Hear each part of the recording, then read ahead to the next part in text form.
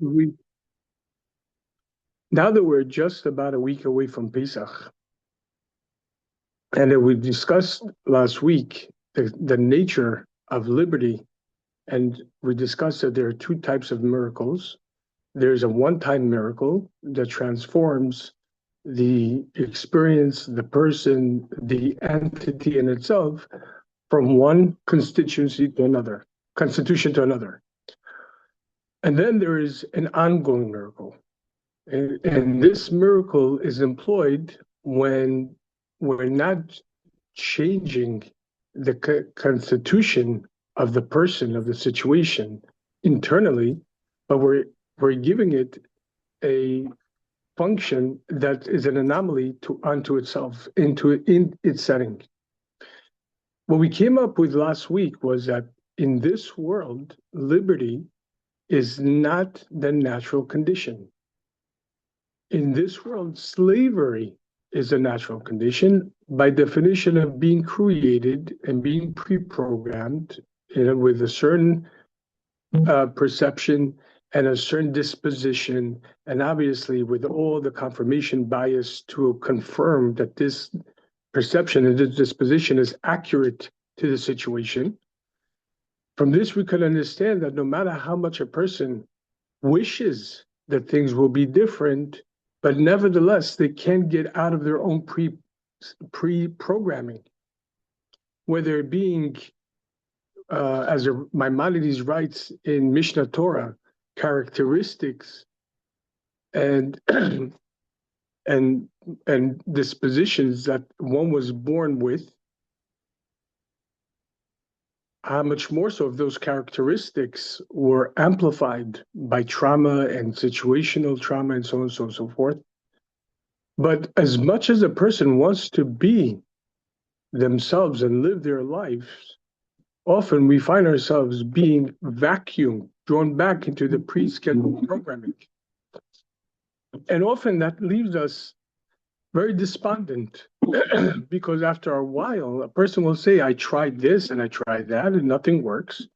And so obviously I'm stuck. But as we understand, Pesach is not just another Yom Tov, is a foundational Yom Tov for all the Yomim Tovim that come subsequent. As we know, in the three festivals, the Shloshet Regalim, Pesach is the very first of the three, Pesach, Shavuot, and Sukkot. And as we discussed in last week's classes, not only is Pesach the foundation for all of the Yomim Tovim, the holidays, but it's a foundation for Judaism.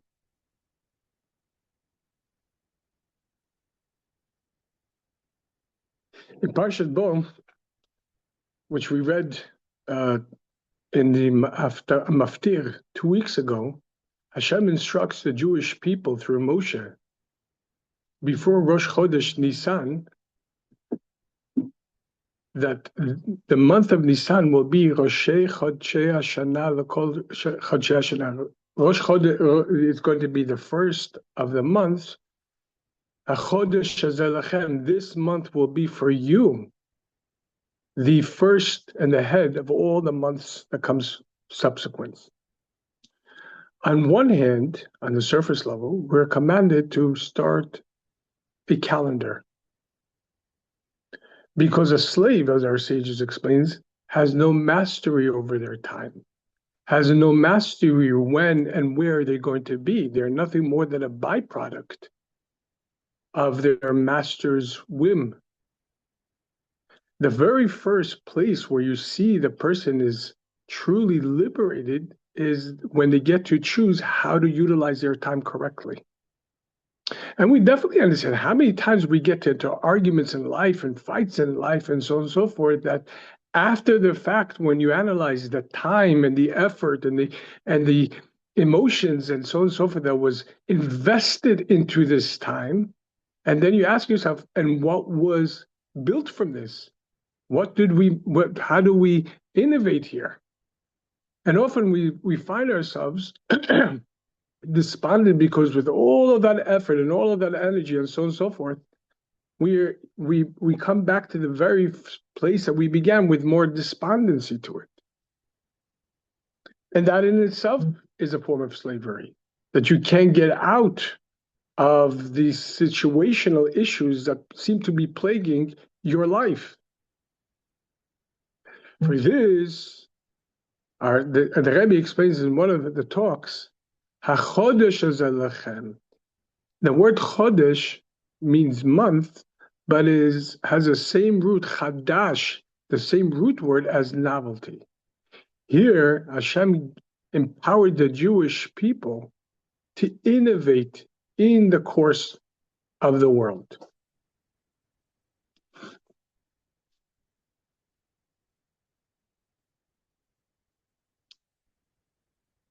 And this is lachem. This belongs to you, to each and every one of us. The ability to innovate within the confines of the world, their world. But as our Talmudic sages teach, kol chidush she'eino ker, any novelty that doesn't uproot the previous novelty is not a novelty. It's an extension of what was. It might be a little bit more, it might be this, but it's still more or less the same. Innovation means that in comparison, in contrast to what was until now we have the ability to innovate. But innovation, as the Alter Rebbe explains it in Chassidus, is an elimination of the boundaries, is to reveal the very purpose that wasn't initially revealed. There's the innovation in this world, the ultimate innovation that we are here to make, is to reveal the oneness of God in every and any given situation. Not to eliminate the situations, not to eradicate the situations. So how do we achieve this? How do we prevent ourselves from going back to the same normally scheduling programming? Without the need for lapsing, sometimes you have a good day, and after a little bit days, it gets worse, and we start thinking to ourselves, well, you see, I can't really get out. It's going to be the same old, same old. How do we achieve this? As we discussed last week, right off in the beginning of the Haggadah, we say, "Hey lachma anya," this is the bread of poverty. That our forefathers ate in the land of Egypt. And anyone who wants to come and sit and feast with us, let him come. Anyone who needs to perform the mitzvah of the Seder, come and let us sit and have the Seder with us. There are certain traditions within Judaism. They don't just say by the table, they go to the door and open up the door and say it. But as we mentioned last week, what is the purpose of this announcement? Well, a person wants to have guests, then they invite them before Yom Tov. In Shul, you invite them, and so on and so forth. Who's going to hear someone chanting an invitation while they're already sitting at the table and the person's outside somewhere? But as we discussed last week,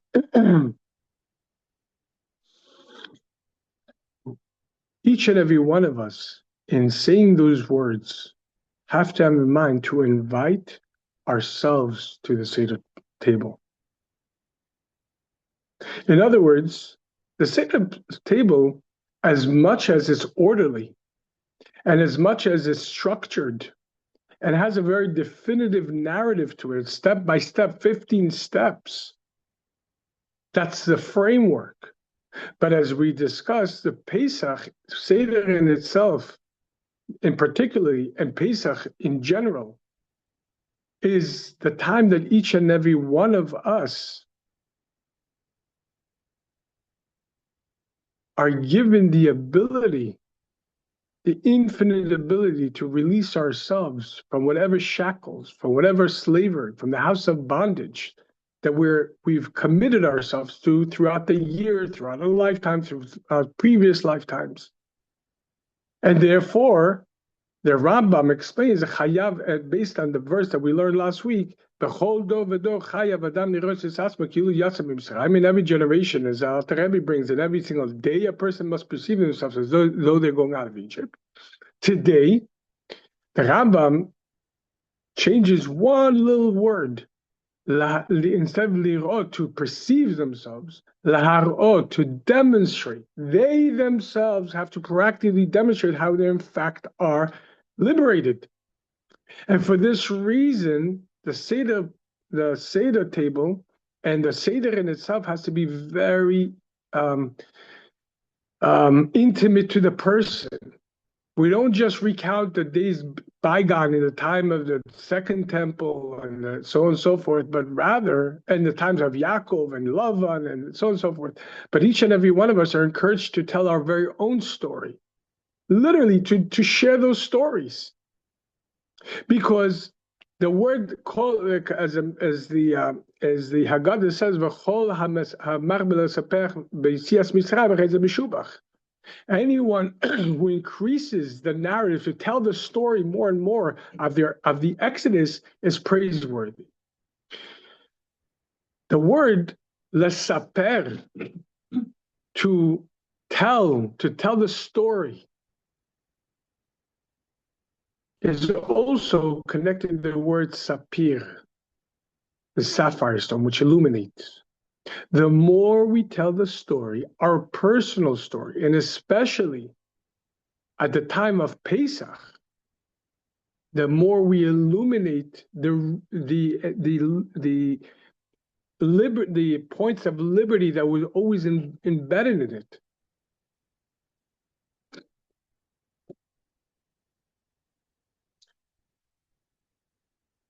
The Chassidus is brought down that throughout the entire year, Hashem allots and dispenses and meets out for us and endows us with tremendous powers and energies and lights and so on and so forth.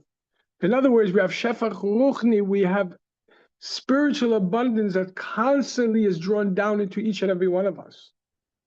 But many times, because we become distracted by life, by the pecha mecha, the nitty gritty, the small things, we fail to see, how much more so to perceive how blessed we are. And nevertheless, with all of that, all of the energies and the influx and the blessings that Hashem meted out through us throughout the entire year, and seemingly it fell by the wayside because of our lack of aptitude and attention. On Pesach, all of those energies that seem to have fell by the wayside are collected and are concentrated like a laser into each and every one of us.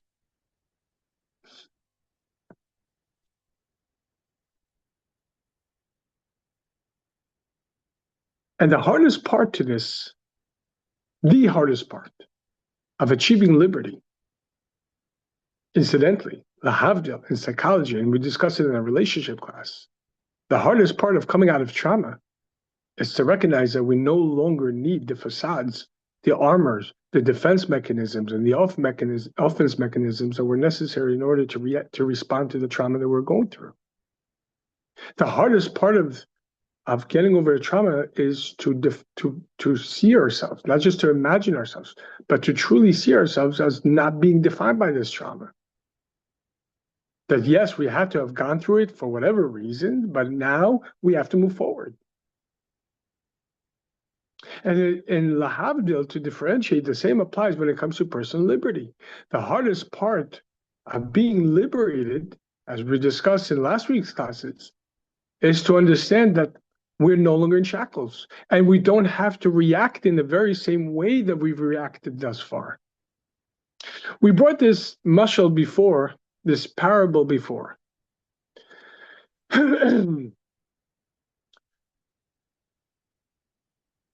In the 1970s, when there was a great aliyah, where there was a great ascent from the former, there was two of such, 1972 and 1975, but from the Soviet Union, Israel was flooded with Jewish Russian immigrants, as well as America.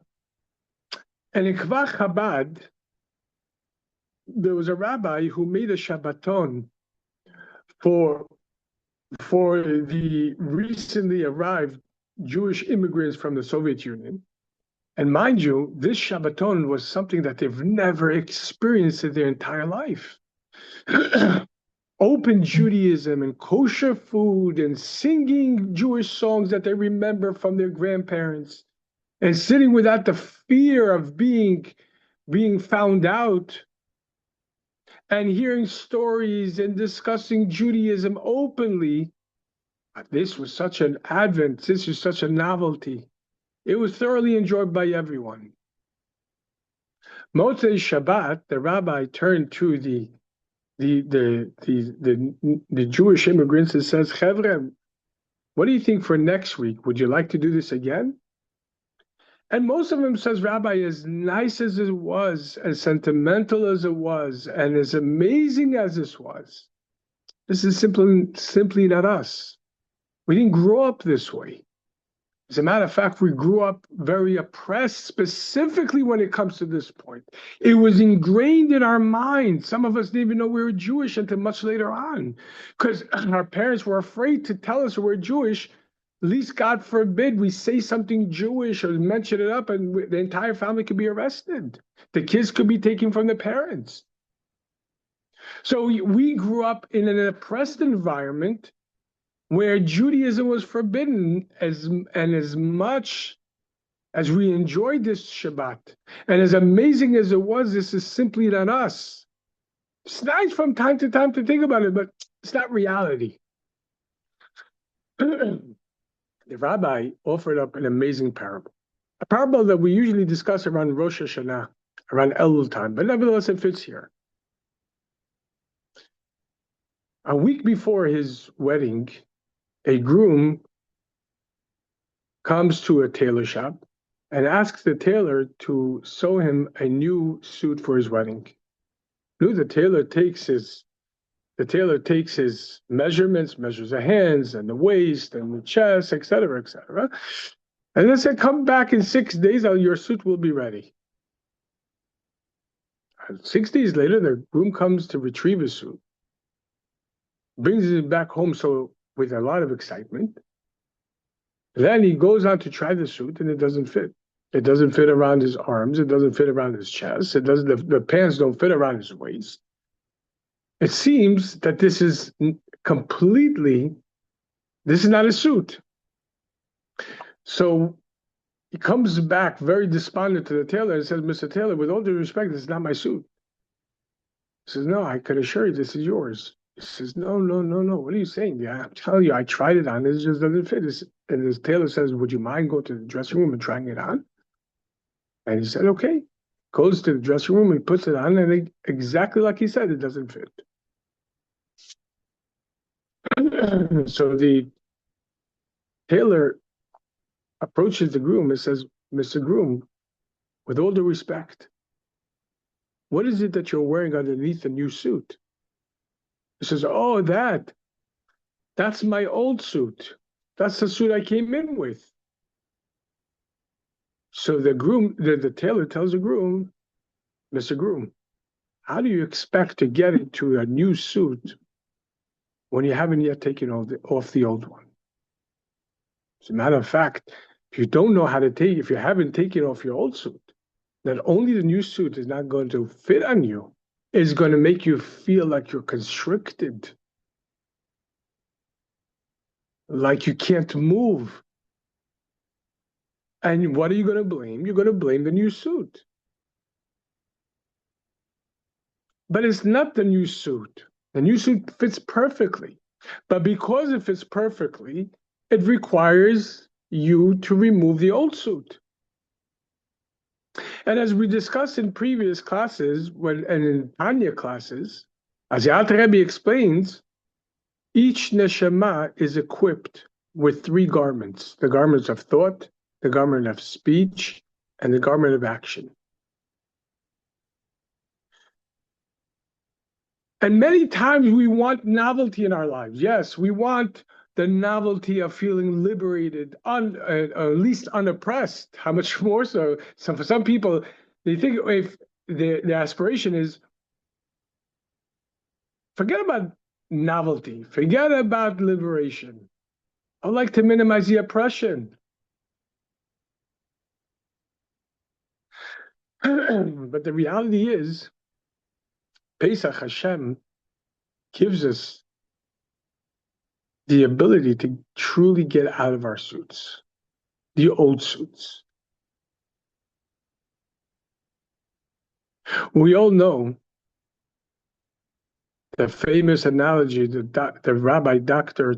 Avram Tversky, alav shalom, gave regarding the lobster.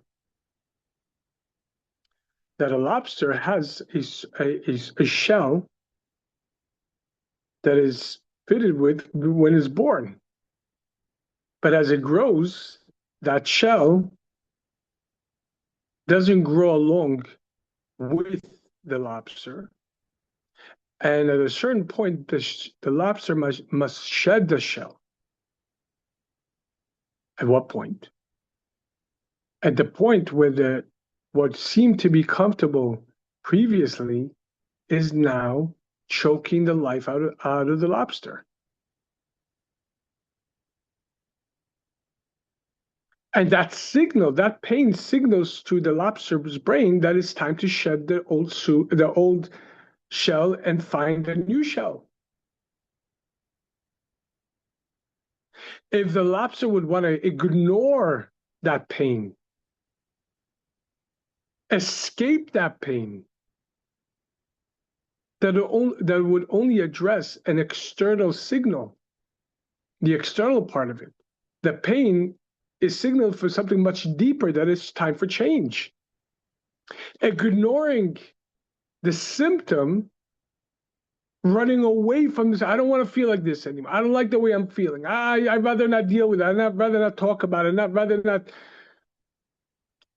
That's not what the purpose of the pain is. The purpose there is to, in that particular example, is there in order to innovate. But it's either innovate or die. Because if it ignores that pain,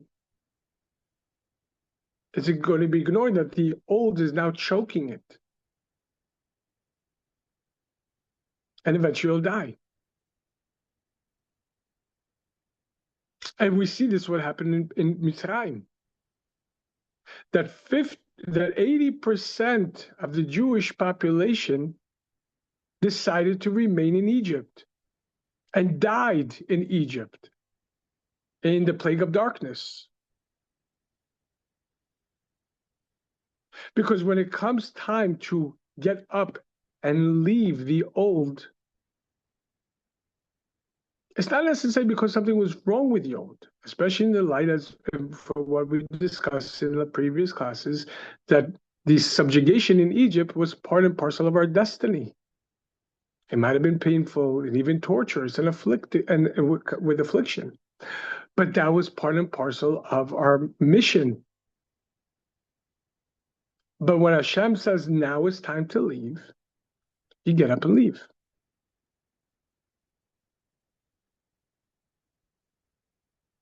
What are the telltale signs that our children grew up? One of the most practical signs that a child is growing up or has grown up is that the clothes which fit them so beautifully, their Shabbat clothing, the weekday clothing, that adorned them and kept them warm or cool throughout the different seasons, now no longer fit. The same shoes that the child was able to walk for a mile, whatever it is, run around in the schoolyard, no longer fit. There's nothing wrong with the clothing. It just no longer fits the person.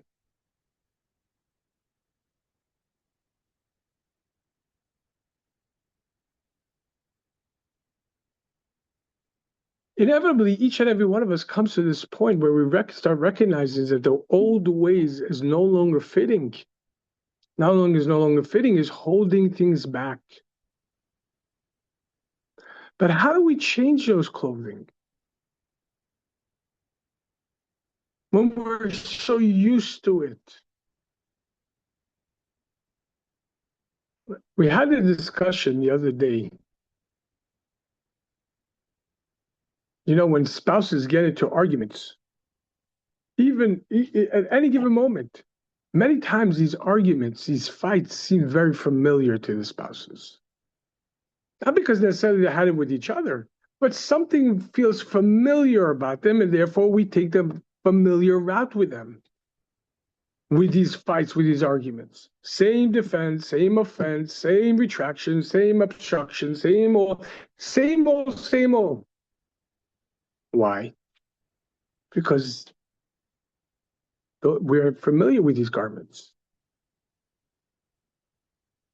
This path we're familiar with very well. Perhaps from this lifetimes, previous lifetimes, into generations, or whatever, it's familiar. So how do we get out of this? How do we get out of thinking in a familiar pattern, when that familiar pattern, or speaking in a familiar pattern, or behaving in a familiar pattern, when it's simply toxic at this point? In other words, what are we aiming to achieve throughout the Seder? Obviously, it's personal liberation, yes. But how do we do this practically?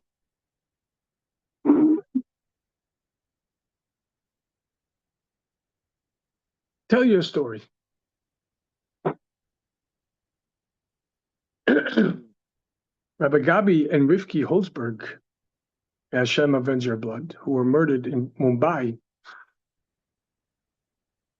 The shluchim in Mumbai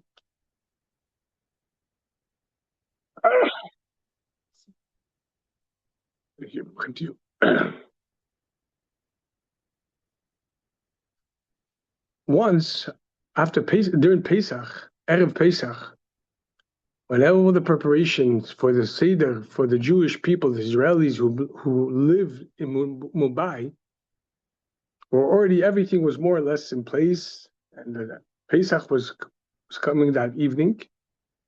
Rivki Holzberg, the shlucha, turned to her husband and says, "Look, I want you to go and look throughout the streets again to find any Jews who don't have a place to have a Seder." And he responds back, "Listen, I went to every hotel, I went to every single cafe, I already looked. Maybe there's something I could help you at home with." She says, "You want to help? Go find another Jew." So he starts walking around Mumbai, and he realizes that there was a particular hostel, like a youth, a hostel for travelers, who he didn't yet visit. He came to the hostel and he asked the clerk at the desk, "Could you look at the registry? Could I look at the registry? Perhaps there's anyone Jewish here." And the clerk says, "As a matter of fact, there is a Jew. He came today morning.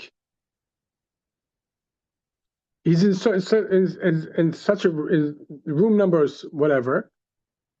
So Rabbi Holzberg came up to the room, knocks on the door. Nobody answers. He knocks again, nobody answers. So he leaves. As he leaves and exits the hostel, a young man steps up to one of the balconies and looks down and asks Rabbi Holzberg. He said, what are you here for?" He says, "Tonight is Pesach. I wanted to know if you would like to join us for a Seder." And the young man replies, "Who sent you?" And the rabbi said, "Hashem, HaKadosh Baruch Hu sent me." At that point, the young man's face turned pale. He says, come upstairs. I need to speak to you." And the young man confided in Rabbi Holzberg that he himself wasn't supposed to be here. He was traveling from one destination to another, and he needed to get off the train in Mumbai and catch another train. But when he got off, he realized that somewhere throughout the journey in the previous train, his wallet and his visa and his passport and his money was all stolen. And now he finds himself in Mumbai with no one or nothing, in destitute. He comes and he says he went to the Israeli consulate, because he's from Israel, only to find out they're closed.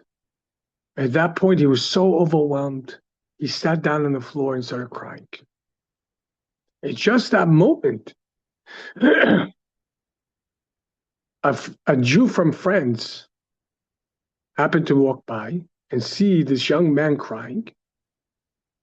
And turns to him and he says, "Young man, what's happening?" And he told them exactly what was happening. So the French Jew says to the young man, "Look, tonight is Pesach. For that reason, the Israeli consulate is closed. You won't be able to get their services for the next 2 days. But here's some money. Go and get yourself a place and get yourself some food." I went, Baruch Hashem, and got this place in the hostel. I got this room. And I laid down in the bed and started speaking to Hashem for the very first time in my life. I never had a bar mitzvah. I considered myself to be very remote from Judaism and anything Jewish. And I found myself speaking to God for the first time. And I said to Hashem, "Look, I know that our bond, our connection is not so strong.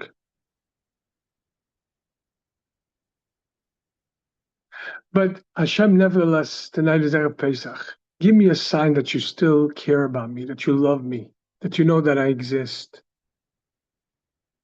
that you want the best for me. Give me a sign that I won't remain by myself throughout Pesach." Then I went to take a shower and I heard knocks on the door. At first I thought I was imagining it, but I heard knocks again. And then I came to the door, you left, I looked outside, and what did you say? And I asked you, "Who sent you?" And you said, "God sent me." Then I knew God knows about me.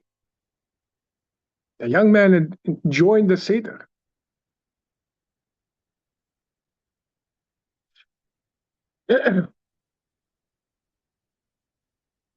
First and foremost, on Pesach, as we discussed in the previous week's class, Hashem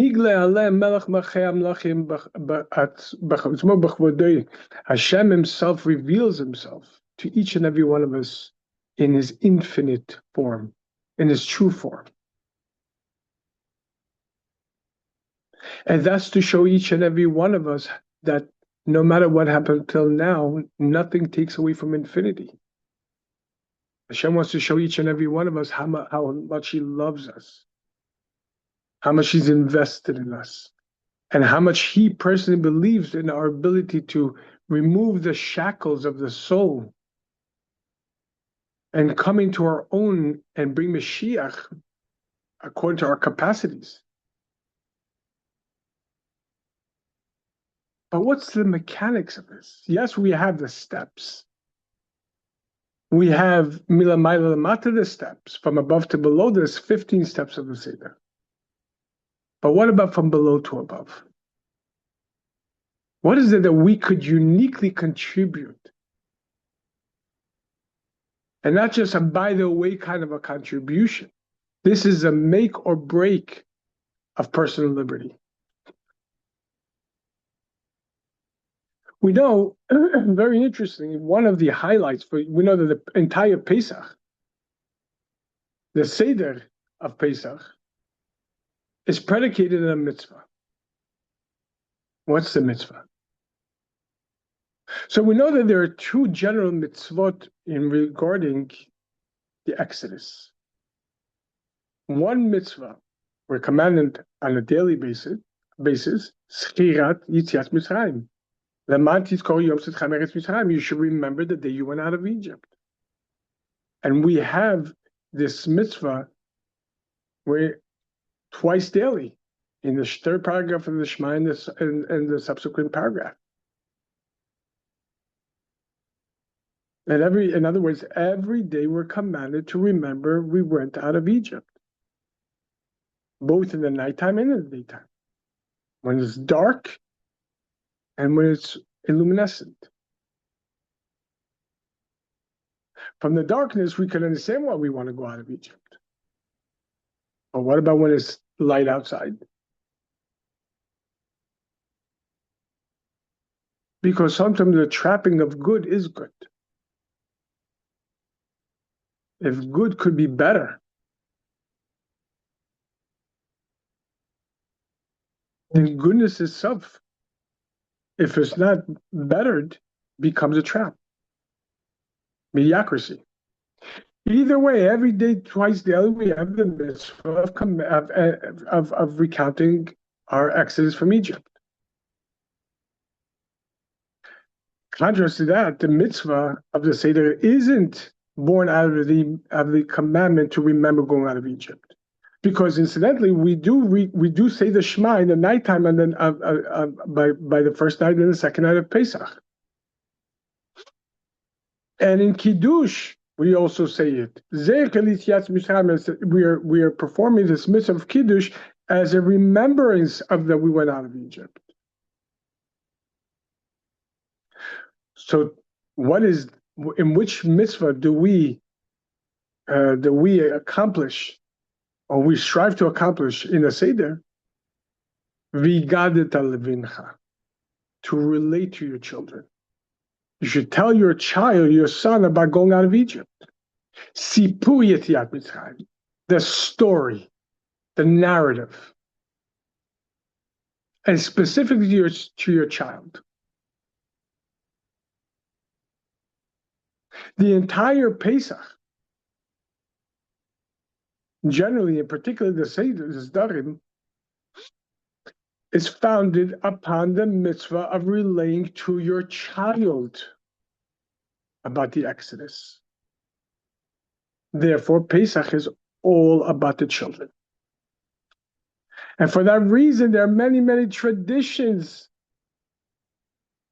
around the Seder table, about the order of the Seder table, in order to engage the children. And as we discussed in previous years, a Seder table which the children run around and only the adults there, technically is missing the essence, the core of the Seder, and Pesach as a whole. Because it's one thing that the adults know about this, but if we do not relate to the children, then we're lost. We're watching this happening in front of us in today's world with the children.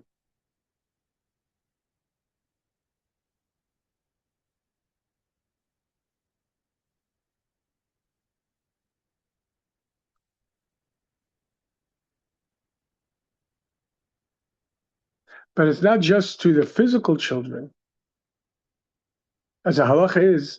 And if a person doesn't have them, because we know that during the Seder, the children have to ask the Amal Nishtana. We know that the Rebbe often, and you see this in videos, when the children walk by the Rebbe prior to Pesach, the Rebbe would ask the children, do you know the Amal Nishtana already? Do you know it in Hebrew? Do you know it in Yiddish? Do you know it?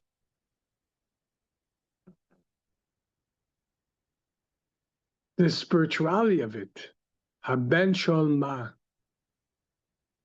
Ben and Ma are two names of God.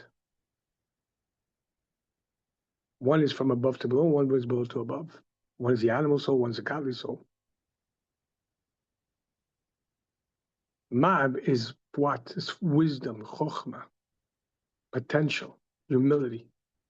And that, when those questions release the person, release the inner core. For that reason, we encourage each and every one of the participants of the Seder, how much more so the children, to ask questions, to engage on their own intimate level, to ask, how does it relate to you? Tell me a time where you went through this. And literally illuminate the inside, all the situational occurs over our life, over our history, illuminate it, reveal the oneness of Hashem.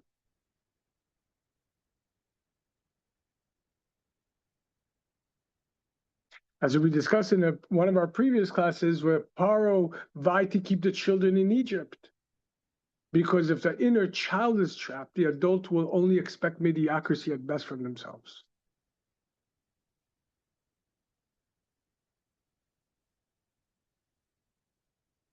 And not only that, when Moshe Rabbeinu came to told Paro that who's going to leave, when Paro says, who's going? What did Moshe says, and we our youth and our elders, our men and our women are. Where did Moshe begin? With our youth. The first part that needs to be released is your inner youth, your inner child. I've said this many, many times, and I've noticed it in Atria and the senior citizen facilities where I used to hold the intergenerational programming. There is a privilege of getting older. It's a privilege. We should get as older and older as possible till Mashiach comes. But getting no is an absolute no-no. What's the difference? Older means, as the Talmud says, as the Mishnah says, who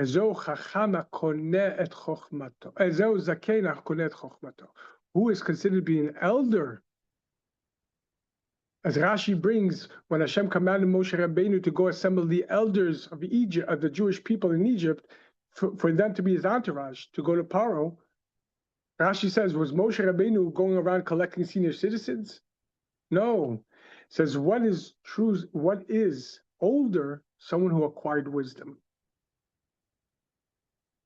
Age brings wisdom with it.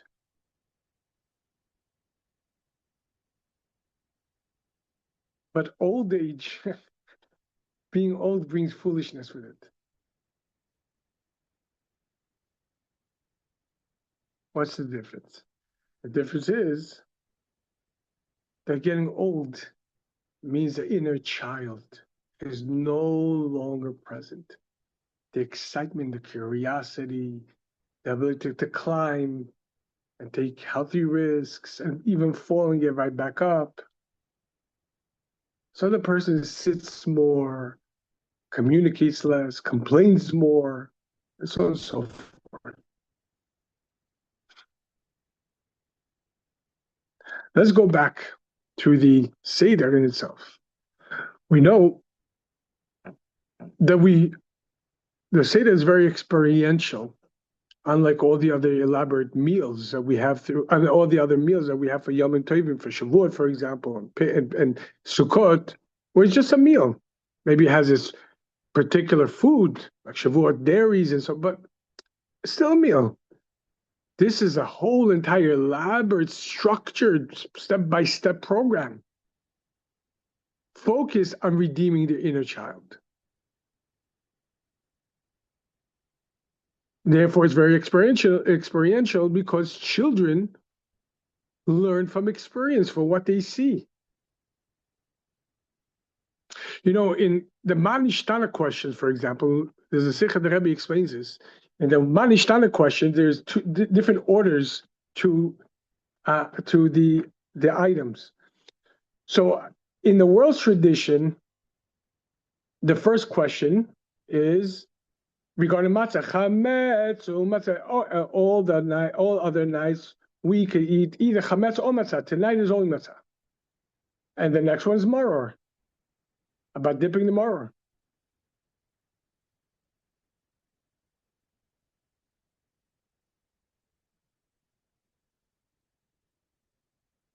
Chabad, the first question is about the maror, and then in the matzah.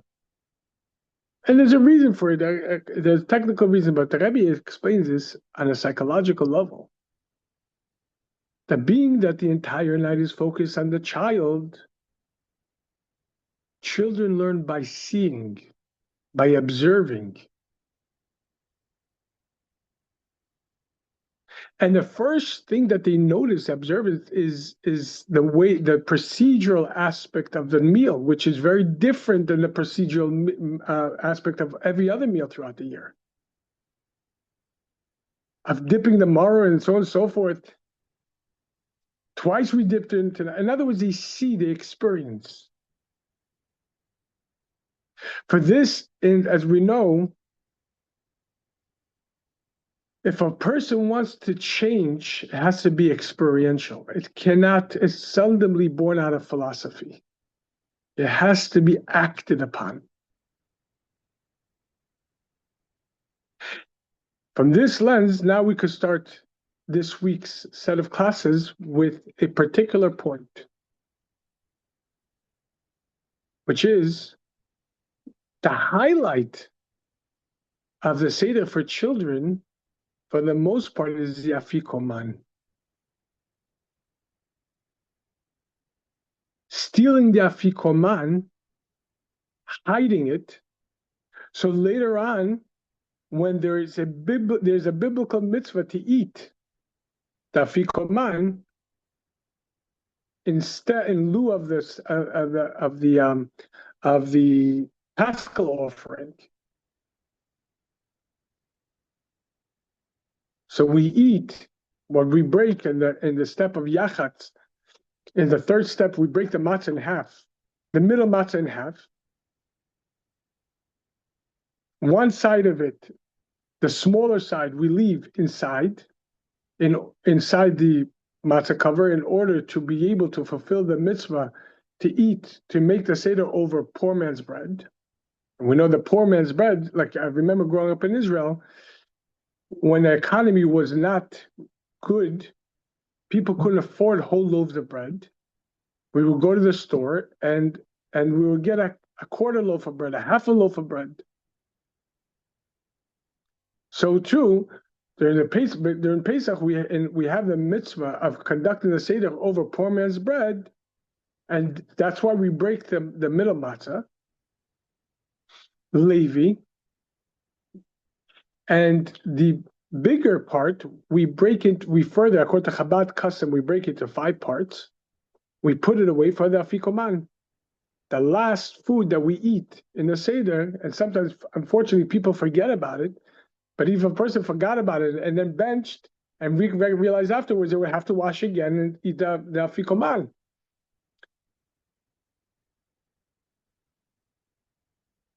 It's the Pesach offering. So what happens? According to many traditions, after the afikoman is broken, after the middle matzah is broken and set aside by the father or whoever is conducting the Seder, the tradition is that the children steal this afikoman and hide it. And being that this is an integral part of the Seder, that you cannot finish the Seder until then, that leaves the father to start negotiating with the children. Okay, what would you like in order to give back the afikoman? Which prize? And inevitably, kids get prizes from this. So they look forward to this entire. Okay. Even though this is not Chabad minhag per se, because Chabad minhag, we don't want to encourage children to learn how to steal. Therefore, we give them manishtana presents for asking the manishtana in Yiddish or in Hebrew, whatever it is, or for being present in the Seder. But nevertheless, this is a holy minhag. This is a holy minhag.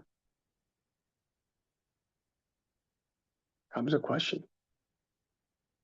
On the night that is focused about chinuch habanim, of educating our children, relaying the message of Judaism to the next generation, we allow stealing?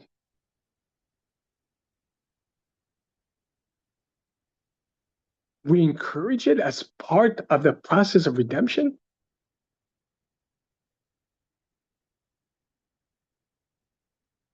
So this is another 2 questions that are tacked onto it.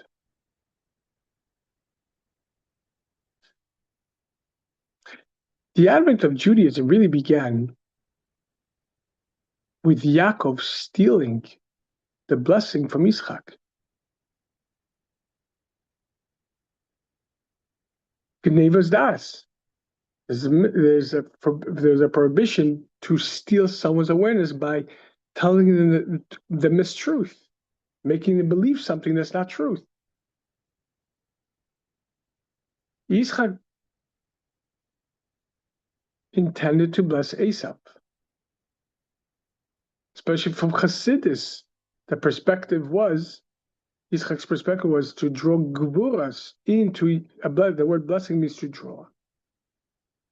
He wanted to draw the Gevuras into Esav to burn away the impurity, leaving, just like we refine silver by fire. As we discussed in previous classes, Esav's neshama originated from a much higher level than Yaakov.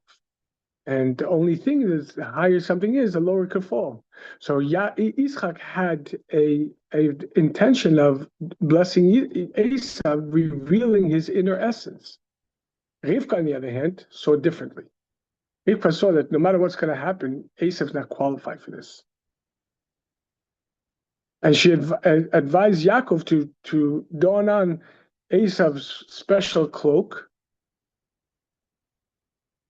and bring the meat that Yitzchak likes. She prepared the food. And he walks in and to Yitzchak, and Yitzchak says, "Who are you?"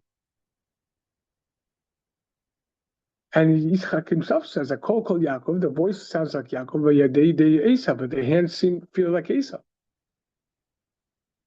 And the rest is history. Comes a question. From this lens, seems that all of Judaism is predicated about stealing.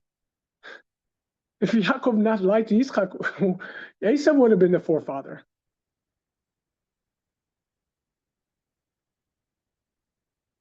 So what? Our entire faith, our people are predicated on lies and stealing?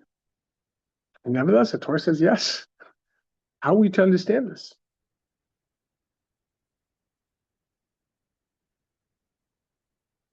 And another one, that we know that when Hashem instructed Moshe Rabbeinu to approach Paro with the request to let the Jewish people go so they could serve God, from the get-go, Hashem told Moshe Rabbeinu to relate to Paro, and Moshe related to Paro over and over throughout the exchanges throughout that year of the back and forth. Derech Shloshes Yamim. We're going on a 3-day journey. Now, once did Moshe tell Paro we're leaving permanently. There was never an implication that we're leaving forever. It's self-understood. 3 days, and then we're coming back. We're going to go to the desert, serve God, whatever He wants us to do. Then we'll come back. But we know in the beginning of Parshat Beshalach, it says that it was the 3rd day, and it was the 3rd day after the Jewish people left. On the 18th of Nissan, Paro, who sent runners after us to see if we're coming back, was told by the runners that it doesn't seem that they're coming back. They're not looking like they're turning back. They're walking forward. So he was told to Paro, as the pasuk itself says, that the nation escaped. Comes the question: how could Moshe lie?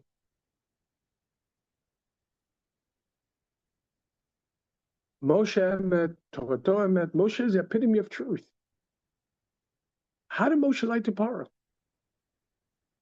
And what's more, Paro was not, especially towards the end, in a position to negotiate anything. He lost everything.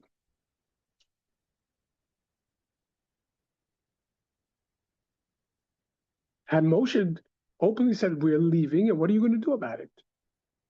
What could he do about it? He would have to accept the terms. He put up a good fight. He threw everything he had at it, only to lose everything. He would have no pitchon pei. He wouldn't be able to open up his mouth to say anything. He had no leverage. So why didn't Moshe just tell him the truth? We're leaving. What are you going to do about it? Could he, if Moshe would have told him we're leaving forever, could he have done something to prevent it? No. He had no negotiation ability because everything was taken away from him. He had to retreat. He realized he was defeated. If that's the case, why would Moshe lie to him like this over and over? And incidentally, our sages explains from these two episodes that we just mentioned, from Yaakov stealing the firstborn blessing from Yitzchak, from Esau, as well as Moshe telling Paro, we're only leaving for 3 days. From this two episodes is the tradition of stealing the afikoman.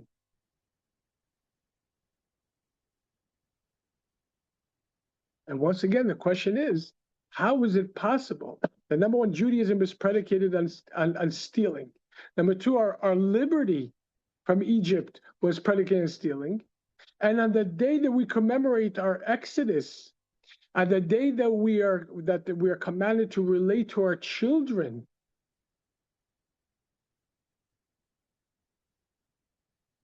we allow and encourage and reward stealing? How does that make sense?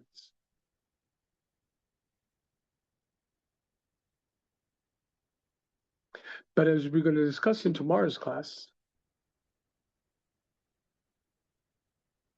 based on what we already discussed in the previous classes about the ongoing miracle, in the world that we currently live in the settings that we're currently living in, liberty is not something that comes natural.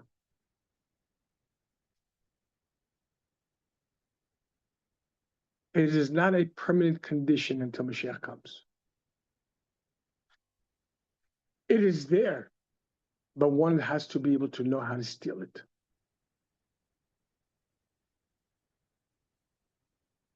One needs to know how to grab it. Simply said, we can't wait for Paro Melech Mitzrayim or our individual innate paros to let go of their grip over us, for us to become liberated, because he will never allow. Whatever's holding us will never just let go.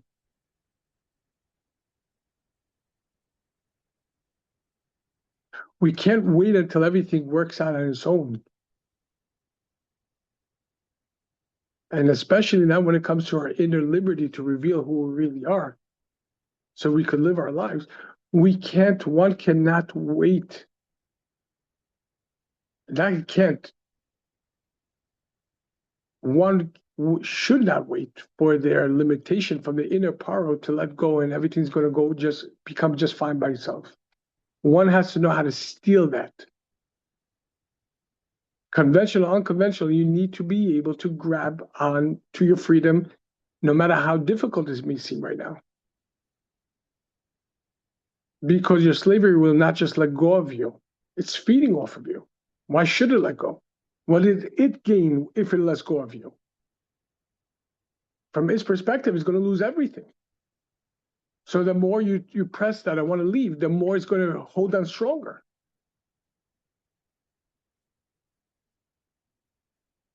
We're going to continue this Yimir Hashem tomorrow. Tonight, Yimir Hashem, we're going to have our Tanya class Monday night, 8 p.m. at 3 Grace Avenue. There is a Zoom for it as well, which we're continuing chapter 47 of Tanya, which is the focus of Yitzias Mitzrayim. We're going to review some of these concepts that we talked about today, but more elaborately. Tomorrow night, we are having our last of the nurture relationship class that we actually began just about a year ago after Pesach, with the art of forgiving and letting go of those who hurt you, forgiving yourself, and how to apologize to those, because ultimately what holds us in constrictions is our own animal soul. And we need to know how to let go in order for us to become liberated, for our relationships to become liberated, our spousal relationship, our parental relationship, our sibling relationship, our relationship with the world. How much more so, all of those reflect our relationship to God. That's tomorrow night, 8 p.m., 3 Grace Avenue. Those of you who need to sell your chametz, there are online links that we're going to be sharing. We could do it directly with me or your local Orthodox rabbi, but make sure to sell your chametz. And even for those who know that they're going to eat chametz throughout the, God forbid, but they're yet to really understand the holiness and the value, the utmost essential importance of not eating chametz and Pesach. So therefore, they might have a seder, but they also will have chametz throughout the course of Pesach. There's an essential value to selling the chametz as well, because chametz she'avar ala Pesach, any chametz is not just bread, as we know, it's anything that has any of the 5 grains, wheat, barley, oats, spelt and rye, mixed with water and allowed to ferment for more than 18 minutes is chametz. Alcohol is chametz for the most part. Vodkas and whiskeys, beer, if it's not potato, vegetable based, and so on and so forth. What's the value of selling the chametz and Pesach before Pesach? The halacha is any chametz that was owned by a Jew throughout Pesach has the same status as chametz and Pesach after Pesach. It's forbidden. We know chametz and Pesach is a sushi b'mashu. Unlike all other forbidden mixtures in foods, which is there's a certain measurement, a kazait, an olive worth about 1.1 ounces, in order to violate the mitzvah. Chametz, the Pesach, chametz and Pesach is even a tiny piece is forbidden, and it's not just forbidden to eat; it's forbidden to eat or to benefit from. In other words, chametz that is owned by a Jew on Pesach, they cannot give to their animal, to their maid. They can't sell it. Once I came to a home on Erev Shabbat and Pesach. It was middle of Pesach. I came. This was a man that I just met not too long before that, and I would come to him Friday afternoons for l'chaims, and he really wanted to go all out. He knew it's Pesach, but he didn't understand what Pesach is. So he came back home excited, and it's Pesach, Friday afternoon, and he's so excited. He bought very expensive whiskeys, very expensive. I said to him, I had to tell him, I said, but you understand, this is forbidden. He said, so what should I do? Should I give it back? I said, you're not allowed to give it back because that'll be a benefit. So should I give it to my maid? No, you're not allowed to give it to your maid either. It's a benefit. You have to pour it down the toilet immediately. It's forbidden.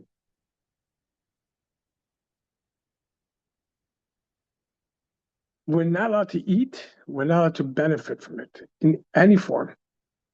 Chametz she'avar ala Pesach, chametz that was owned by a Jew throughout Pesach, has the same status as it did on Pesach after Pesach, which it means it's forbidden to eat or enjoy. For that reason, it's advisable for even, God forbid, a person who must or doesn't realize that they have to eat, they're not allowed to eat chametz and Pesach, for them to sell their chametz, because after Pesach, the chametz goes back to being kosher if it started that way. And yes, it would be violating because a sale is a sale and they're technically stealing.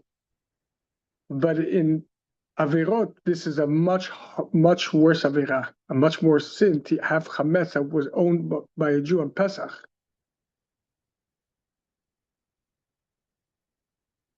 For that reason, by the way, there are many lists to show which bakeries and which stores who are owned by Jews, or even breweries who are owned by Jews, sell the chametz on Pesach.